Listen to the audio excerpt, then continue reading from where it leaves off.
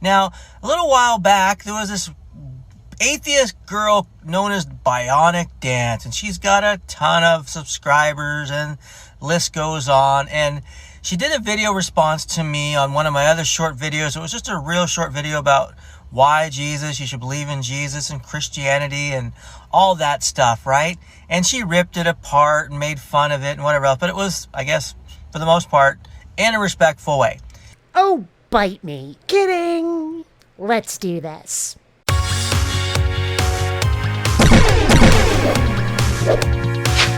BionicDance!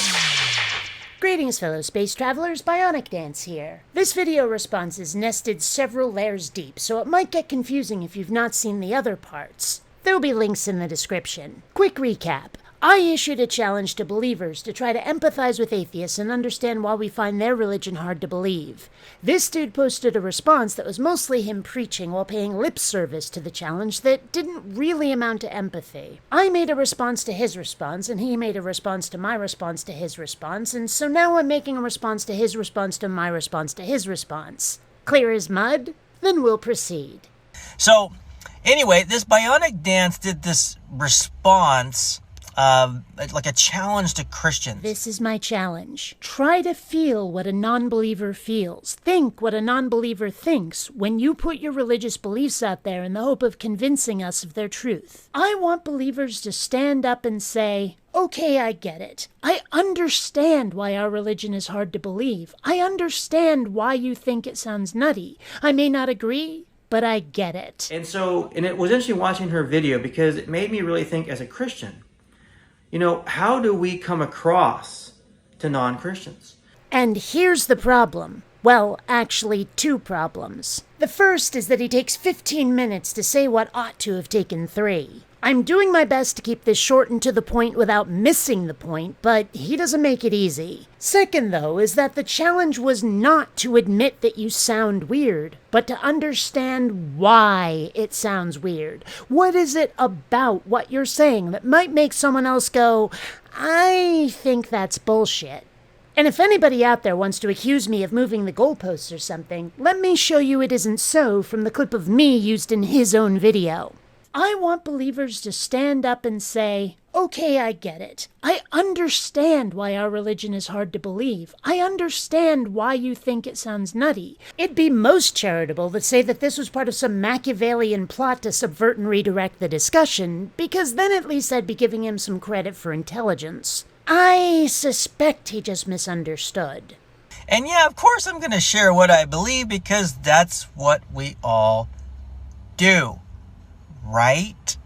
Actually, no. No, we don't. I only talk about religion because I see its toxic effects on people's lives. I see religious people trying to shove their beliefs where they aren't welcome, trying to force non-believers, be they atheists or people from other religions, to conform. I see people fighting actual wars about which god has the bigger dick, or worse, which version of the same god. I would love to not have to talk about this. I would love to bring my channel back to its original purpose, which is animation. But until religion stops being a bully and a threat, I find I must talk about it. My channel is not here to spread atheism. I'm an activist, not a preacher. Learn to share and play nicely with the other kids, and I'll shut up. Maybe if you theists could keep your religion to yourselves, maybe live and let live a little, we wouldn't have to talk about what we believe. But the truth is that I don't give a rat's ass what your beliefs might be.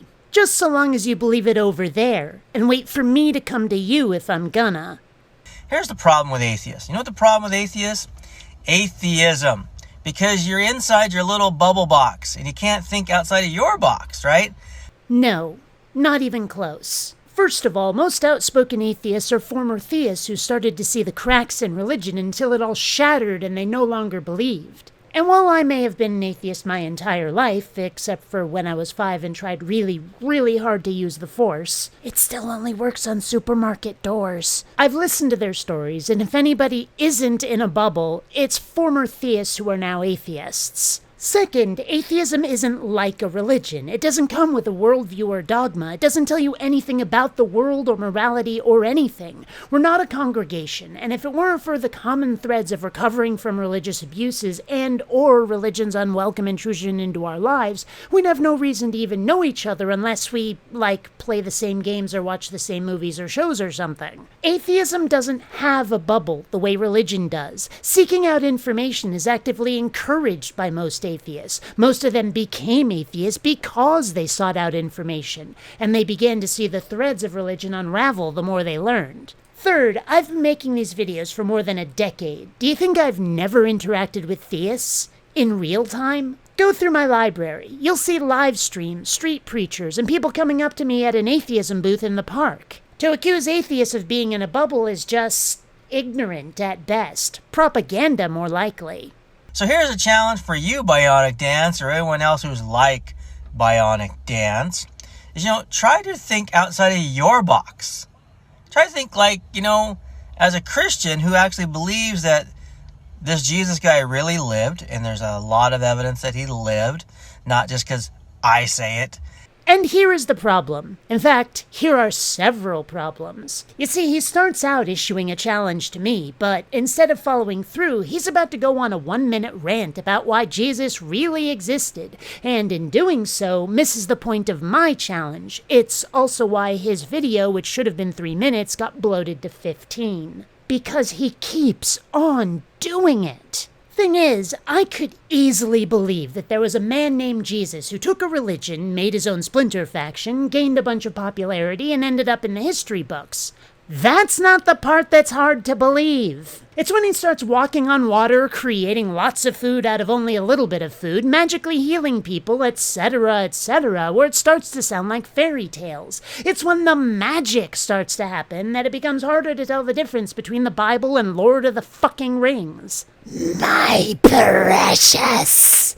And that is the important part of the challenge, understanding why an atheist might have trouble with the magical parts of a religion. When you don't see amputees regrowing limbs or God's face in the clouds speaking to us with a big booming voice, can you understand that without a supernatural grounding in our own everyday experience, believing Bronze Age stories from people whose scientific understanding of the world was essentially non-existent might just be a difficult pill to swallow? And again, it's not enough to understand that an atheist find these hard to believe. The challenge is to understand why. My challenge to you now, BionicDance, or anyone else out there who is willing to do it, just one, like BionicDance, right? Right? And so, if you are willing to at least look outside of your little bubble of atheism and say, you know what, there's a bigger world out there than just atheism. And atheism is like a small little tiny speck compared to most beliefs out there in general. And I'm not saying other beliefs are better or worse or whatever. I'm just saying atheism is this little thing. And so, bottom line is this. What he just said is utterly incomprehensible. What do you mean atheism is a little thing? Are we talking demographically? But he makes it sound like there is a larger world out there, like atheists aren't looking at the entirety of the universe. Is that what he meant? And you'll notice, he starts to issue a challenge again, but gets sidetracked again. This is why I script my videos instead of doing a stream of consciousness ramble, so I can stay on point and not have my audience shouting, "Get on with it!" Which they might do anyway, but at least I gotta make them work for it. I know people have been hurt by Christianity. I have some friends and family members who have.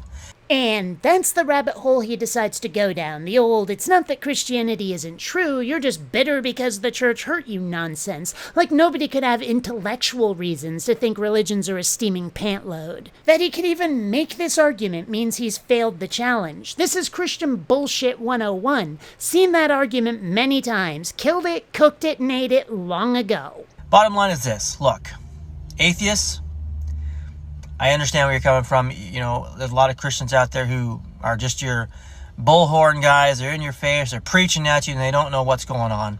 Not the point of the challenge. It's about the content of the message, not the method of delivery. Bullhorn guy or one-on-one in a coffee shop, it doesn't matter. The problem is that, to agree with you, we've got to agree that frickin' sorcery exists. And until I see someone doing this, I'm not even close to considering a damn god is real.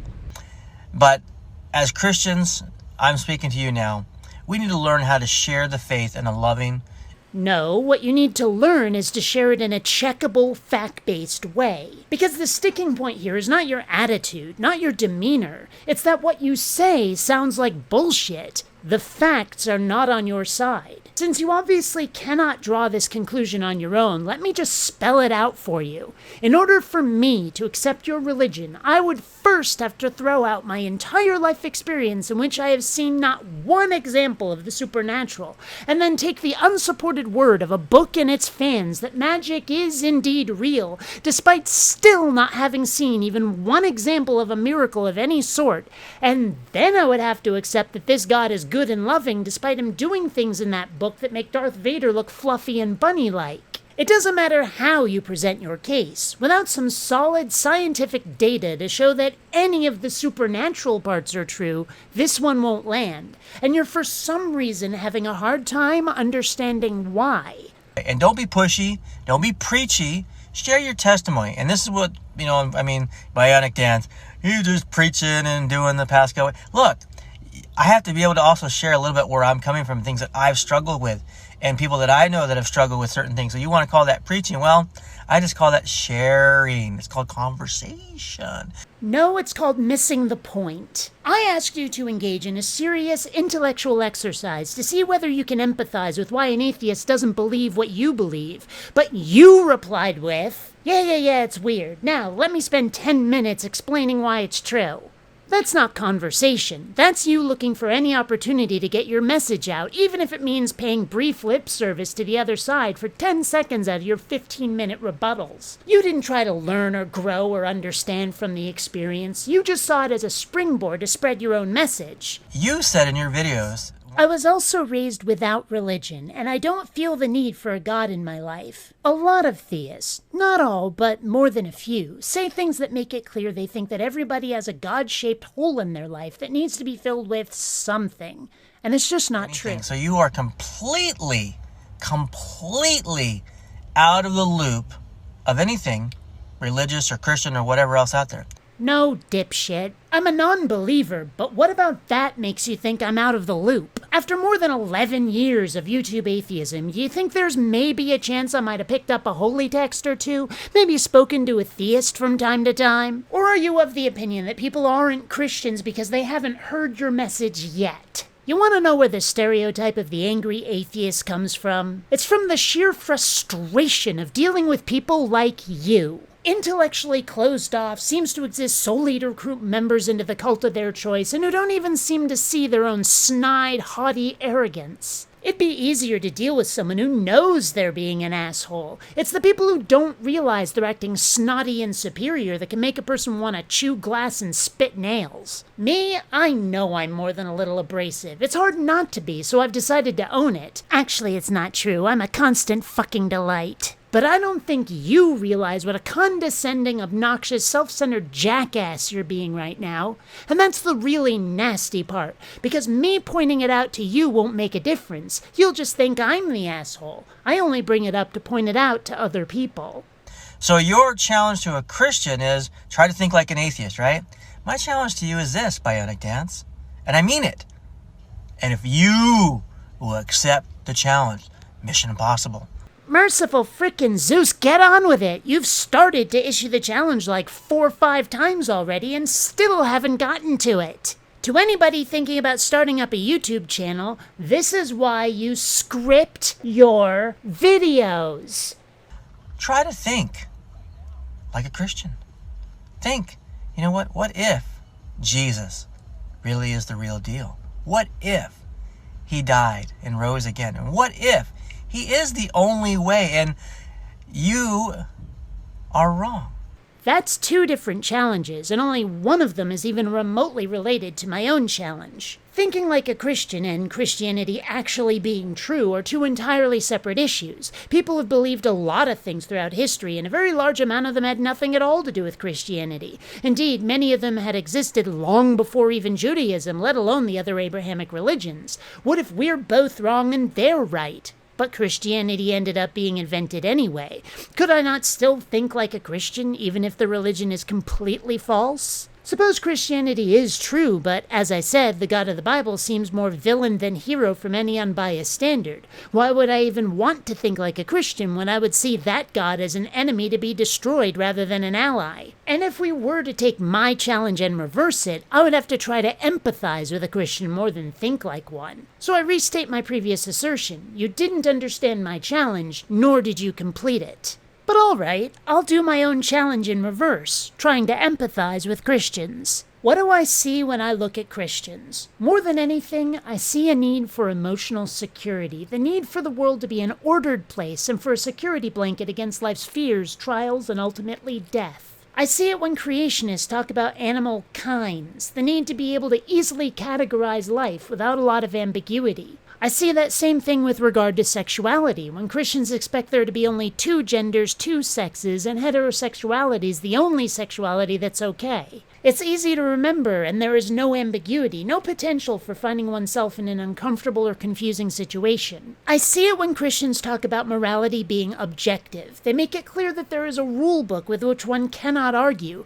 The rules are outside of us, not made by us, and there is no ambiguity about whether something is right or wrong. I see it when young earth creationists insist they know how the universe and life both began, when they ask who did it rather than what did it or how. The need for answers seems so great that a wrong or unproved answer is better than saying, I don't know. I see it when Christians talk about an afterlife, how death isn't the end of the self. Knowing there is more has to be comforting. I see it when Christians talk about life having some ultimate meaning or purpose. And you know what? I get it. It can be scary being an atheist, convinced that this is the only life I get. What if I screwed up somewhere and my life could have taken a much better course? What if I say or do something which cannot be undone and everything goes wrong because of it? What if I end up in an accident, crippled for life, and there is no afterlife that makes it all okay again? Knowing that there is a God who loves me and has the power to make it all okay, someone who will always catch you when you fall, even if I have to wait for death and the afterlife to have it, I can see how that might be an attractive notion. I can see how someone might throw themselves into such a thing wholeheartedly, especially if it comes with an instant community of other believers. And if the need for that stability and security was strong enough, I can see believing quite honestly that it's all real. Or if you'd been indoctrinated from a really early age and had never known anything else, of course. So if all of that sounds so great, why am I not a Christian? For the same reason I don't believe in champ. Ah, champ, staple of my childhood. I was raised right on Lake Champlain in Vermont, and allegedly we have our very own Loch Ness Monster-style legend, in this case, Champ. Champlain, Champ, you get the idea. I thought the idea was awesome, but I lived on Shelburne Bay from age 4 to about 19, and you know what I never once saw? Oh, I tried to believe in Champ, played games with my friends where we could see Champ but grown-ups couldn't, all of that, but even as a first grader, I knew it was bullshit. I'd never seen Champ, and I still haven't. The facts simply weren't on the side of the legends. I'm willing to bet that there are some Christians already furiously typing that I've got it all wrong. But I'm trying. I see what Christians do in the name of their religion. I hear what they say about it. I hear Christians describe the way they practice their faith. And this sounds like what they're doing, even if they don't realize it. Even if they deny it when their own behavior is described back to them. But they never explain exactly how I'm wrong. When I start asking uncomfortable questions to pin them down on any of these things, they usually try to change the subject rather than attempt to explain why what I see isn't what they're doing. It's all a little suspicious, to be honest, but I've really tried. Far more than Sparky here has tried. He didn't get much further or more in-depth than, yeah, it sounds weird before he started preaching. I'd like to think he could do better. Until next time, fellow space travelers, this is BionicDance saying don't run on automatic. Instead, please think. This video response is nested several layers deep, so it might be clip flump. It's about the content of the method.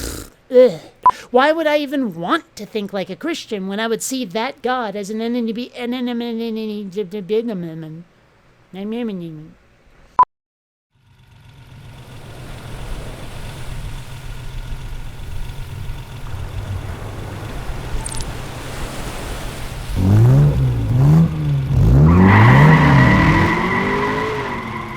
Even YouTubers need Ferraris. Please donate on Patreon.